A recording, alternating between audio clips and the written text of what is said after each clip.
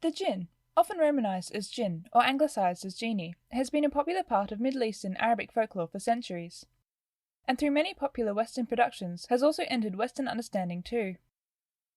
Whilst recognised within Islamic teaching, jinns have their origin far further back in pre-Islamic Arabian folklore and mythology. Whilst the jinn language is said to be Afghan, they have existed from India across to North Africa, often said to inhabit desolate parts such as deserts or abandoned buildings. Jinns manifest in a number of different ways. There are in fact a number of different types of jinn, some malevolent and others which are not. Here are the main types of jinn one might encounter. The married jinn. The married is a jinn which has been depicted in pre-Islamic Arabian mythology, and is the likely origin of contemporary depictions of the westernized genie.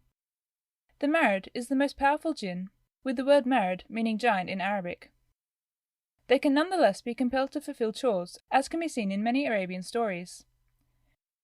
Another jinn, similar to the married in size, but far more malevolent, yet not as powerful, is the Ifrit Jinn.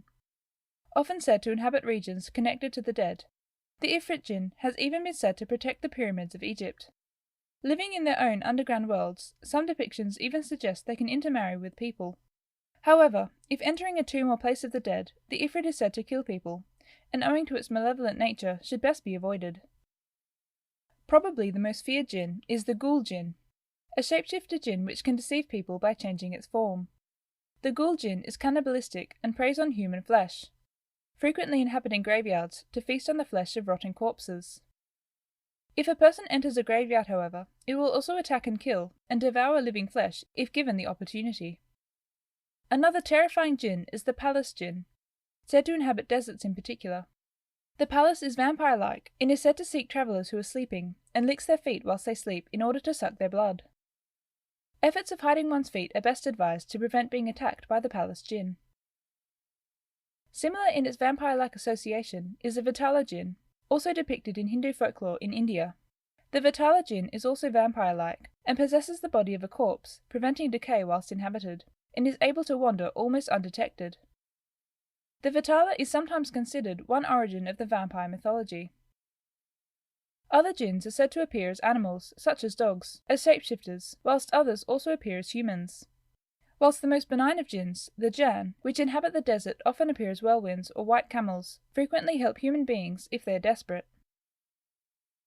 Other examples of jinn include the Nasnas and the Shik. The Shik being half-formed monster-like beings, which inhabit abandoned buildings, as do the Nasnas, a hybrid of the Shik and people, similarly half-formed, will inhabit abandoned places. One of the most evil jinns is Shaitan, concerned with causing chaos in the world, and will influence the minds of humans to do evil. In other words, the supernatural personification of evil intent and ill will.